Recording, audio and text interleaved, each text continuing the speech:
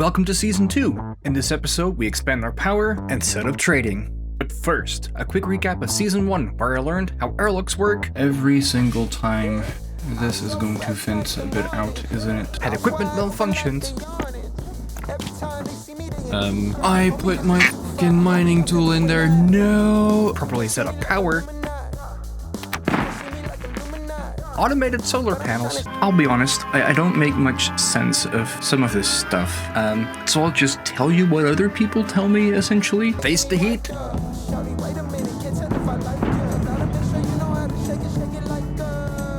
Feisty. And finally, tackled my biggest engineering challenge yet. Now join me in Season 2 of Settler Savvy, where I'm getting more comfortable with the game's mechanics and start exploring the many possibilities of this amazing sandbox. If you liked the video, leave a like and subscribe, and now on to the video. Season 2! Let's go! As you can see, it's a great start to the season with a storm going on outside and my chests being open, but that should be fine. So what are my goals for this season and this episode? This season is going to be all about getting a proper base up and running. Now, the current base is fine as a starting up point, but it feels pretty tacked together and it has some teething issues as a starter base. It works and it serves its purpose well, but it is messy. This is fine for now, after all it is a starter base, but it does mean I want to start over on a new base and take all the lessons I've learned so far with me. The new base is supposed to tackle a couple of issues I have with the starter base. It needs to be able to be easier to retrofit later down the line, whether that be due to an update or because I simply want to for new tech options. Not to mention, I would also like some nice quality of life upgrades. I don't want to have to worry about my lights draining my power. I want the ability to easily get in and out of my suit when I want to go outside, and I want a workshop where I don't have to babysit all the lathes anymore when they make simple stuff like cable coils. Building a new base like that, while keeping our current starter base running, is going to require a ton of resources. Mining for these resources works great to an extent, as it leaves holes all over the place. But the primary issue with mining is that it is a finite resource until we have the ability to use deep drills. It also gets harder and harder to find what I need the more and more I mine in the area. Now, getting deep drills running is a solvable challenge, but not quite yet. In order to do that properly, I need satellites shot up by rockets, filled with fuel, and the infrastructure to handle the dirty ores it ships back. So instead I'm going to be focusing on something more simple and quick to get off the ground, namely trade. After doing some research on the wiki and YouTube, it seems pretty easy and straightforward to get some simple trading going. It opens up the door to a large list of basic trade options, including construction, ingot and ore traders, which are all the resources I want to be buying to alleviate my mining requirements. To pay for this endeavor, I need something that I can sell. And since I'm on Mars, I have the possibility of stumbling into this particular trader with this particular bulk trading option. Massive amounts of pure carbon dioxide that also sells for a premium to this kind of trader. Here on Mars, I am swimming in carbon dioxide as it makes up the majority of the planet's atmosphere.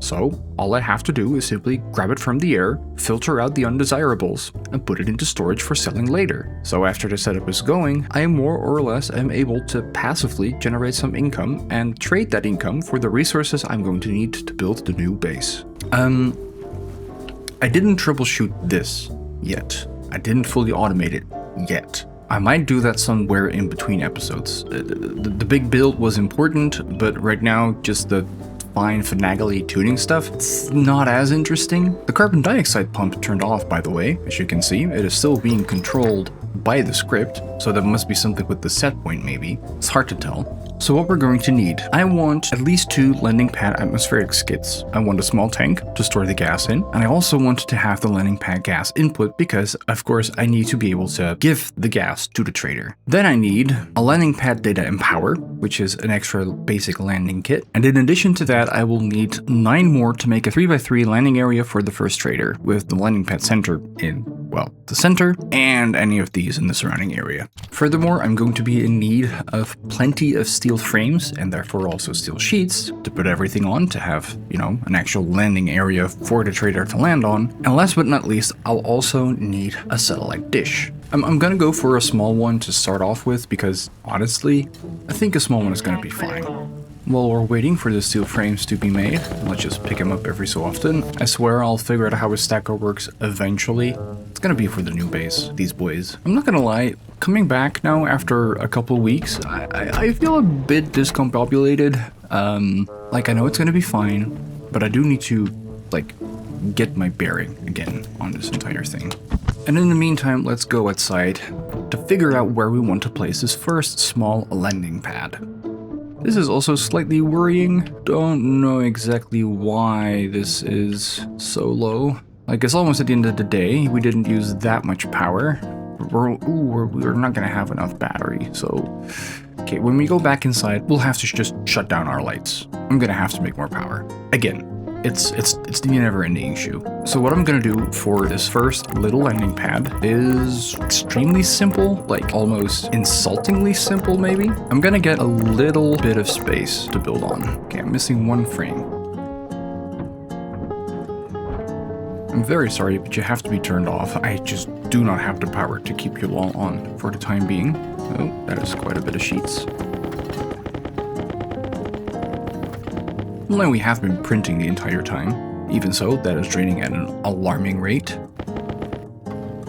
Let's make some more solar panels as well, because I'm very power hungry. So while we wait for the stuff to get fixed and ready, let me talk you through some other ideas that I have for this second season. Another big step in moving from the survival aspect of the game that we were in last season to this new Survivor Savvy from this season is upgrading our printers. Upgrading those printers is going to require plenty of materials, and some of those are way more advanced than what I've made so far. So let's take a look at, for example, the Autolathe printer mod. This one is relatively simple. We already have steel, electrum, constantan, and solder. These are all things we've already made in the past, so that should be fine, except I think the constantan, which is an alloy of copper and nickel. It has a very broad range, 727 Celsius to basically 100,000, and a wide range in pressure with a minimum of 20 megapascals, which is quite a lot, but up to 100, so plenty of things to choose from. Not a big problem, constantan. Same for the electronic printer mod, same for the tool station, same for the pipe bender, and I think that's all of them. So honestly, the constantan shouldn't be that big of an issue. A couple of the things I want to make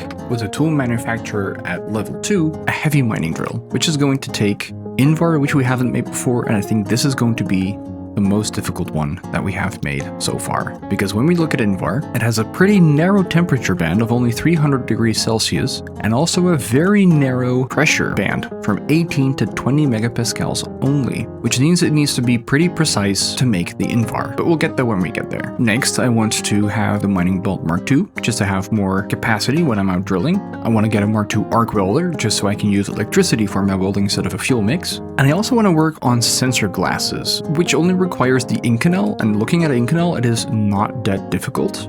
It requires a bunch of things, but the pressure is very precise. But outside of the pressure, we should be good. Like, the temperature is fine, that's not the big issue. It's really the pressure of only half a megapascal difference that's going to be harder to reach. And I want the sensor glasses mostly for two things. Primarily the ore scanner, which requires wasp alloy, which should be doable. Temperature is very low, which is good. Pressure is very high, that makes it more difficult to get. I want to get a spray gun, which is not reachable under tier 2 for some reason. And then of course a bunch of paints. I would also like the better tool belt, and I think that's kind of it for the time being. Like, these two kind of things are not really that impressive. They don't deteriorate, they don't use power, they're just more resistant to temperature and pressure, which here on Mars is just not a big deal. Mark II duct tape, I don't know if this is better than the regular duct tape, but we'll have a long-term solution to it anyway. Oh, and a mining backpack.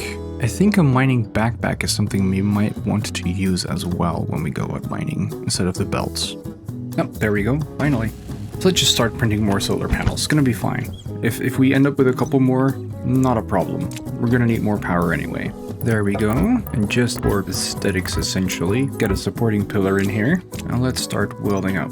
Now welding once is going to be enough because we don't need this to be airtight. We just need it to hold any craft that wants to trade with us. Excellent. 2 more, which is great, because then we can put in an extra panel, a row of panels. However, I don't have the coils required, so let's make a bunch of those. I think we're kind of on the cusp of needing the heavy coil. Let me see. Yeah, you have normal, heavy, and super heavy. And the normal is only up to 5 kilowatts, and the heavy is up to 100 kilowatts. And since one of these 1x5 arrays generates 2.75 kilowatts, we're gonna go over if we put in another one, so we need more heavy cable.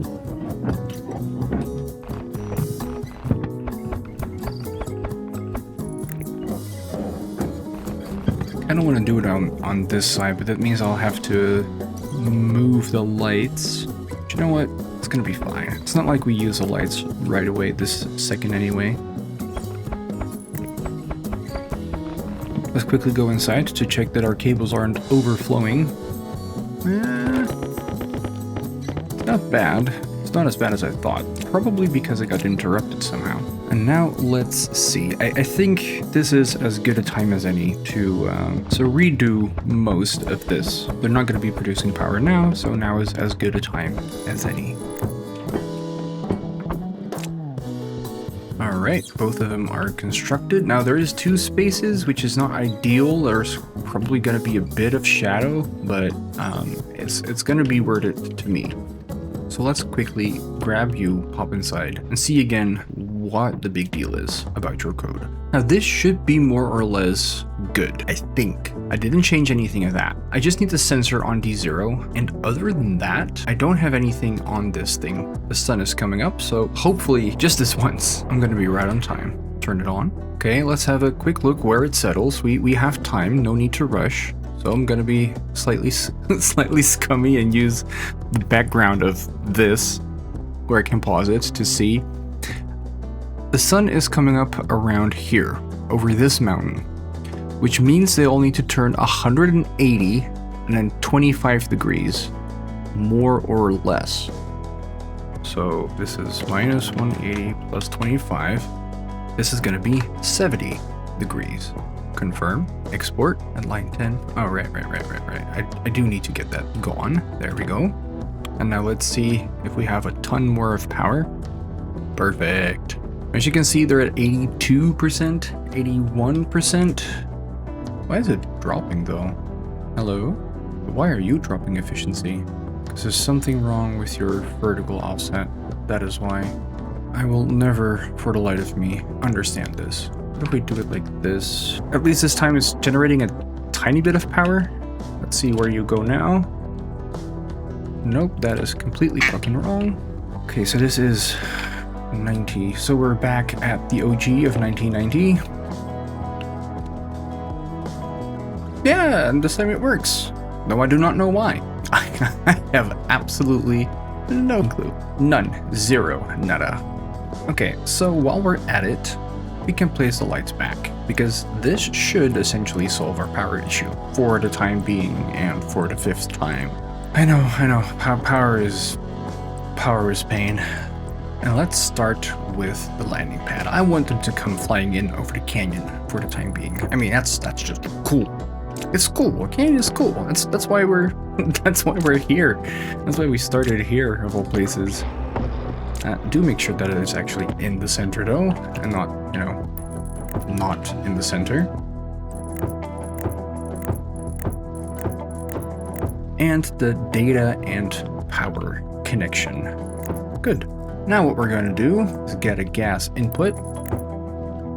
Maybe switch those around, shall we?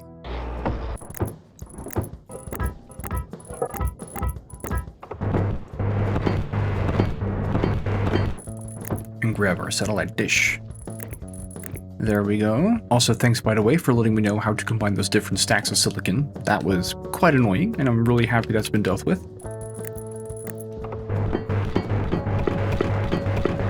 Yeah, pretty sure this is kind of just what we need. Now, of course, this all still needs data and power, which is also why we got the extra solar panel kits up there. And actually, if I'm being perfectly honest, I think I just want more, after all. What could possibly be wrong about unlimited power?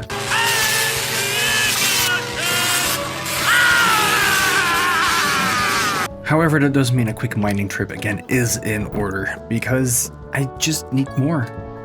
Right, so we were out mining for a long time, but that is okay, because now we have plenty of copper to melt. We're just gonna make one more set of 5, because we can. I also need to re-up my oxygen tank again soon, because it's not filling up as well as it used to. And a vending machine is something I also want. And the vending machine is so that I can actually trade whatever I get from the traders, obviously from the traders that I buy stuff from, so not the ones I sell stuff to, so I can get their goods. I think I can just place it on the side, like over here. I think Also, I think because of the cold during the night, this battery loses charge, just because it's so cold. So I'll also want to take some time to get that sorted out.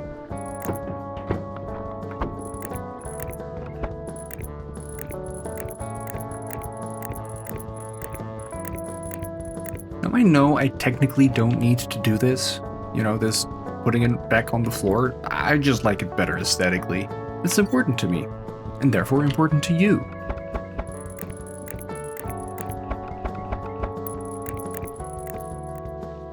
Yeah, now we should have plenty of power to get some trading going and not have to worry about power. I mean, look at this, that's amazing. Though I will probably adjust the cabling a bit, maybe put it this way, put some more batteries on this side, but that's for a different time because I'm not getting distracted by more power. Are you crazy? Let's see, what do you need? Plastic sheets. And while we're here, let's lay some cabling for this as well. I have no idea how much this is all gonna take. So let's have a look. I suppose it just takes 10 watts for this. 10 watts for this, but this is base. Does it say anywhere what the usage rate is? Let's go to an actual volume pump. Okay, 200 watts base power. The small satellite dish does 10, but I do reckon that actually using it uses more. But it should be fine on just a small ass data connection. I do need some plastic sheets to finish up the little vending machine.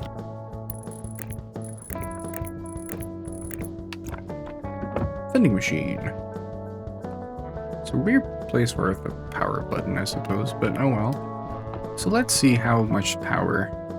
Oh, this is on power because I didn't connect it because I'm a dumbass. Remember what I said last episode about the cycle rate of these doors? I hope I have good insurance. That's all I'm saying. Yeah, there we go. We have power.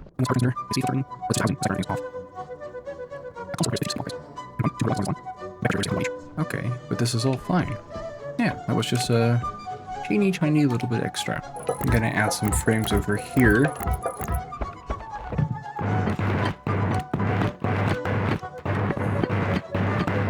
Because I'm gonna push back these walls just a little bit, just so I have some space to store some batteries, because we're gonna have a lot of power. Power. I believe the computer is the last piece of kit that I need to start getting that working. Well, aside of the AC, but I do have an atmospherics kit still remaining, I believe, somewhere here. I also need to get the lights back in place, because, well, spent all the time last episode getting the lights in order, just for me to rip them all out an episode later.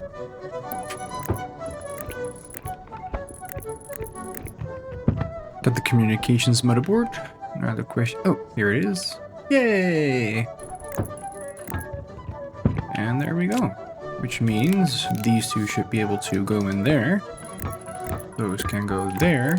This is fine like this. I'll need a passive fan for that. That's okay for now. Let's first see if we can even get a trader. Let's start with that, shall we? I'm gonna get the horizontal for 90 degrees. I'm gonna tilt it to 45, I want to say. 45. 40 degrees. That's still very slow. Remember correctly, I'm just gonna quickly consult the wiki on this. Yeah, so certain traders have certain names, and the ones that we have over here right now, which is Build Incorporated and the Void Visions, the first one is a constructions trader, and the second one is an appliance trader. So just to see how this works, this should be fine. Wait till they're interrogated. Where have you been? What do you carry? Show it to me. We can call in the trader, and here he comes, just as the sun is setting.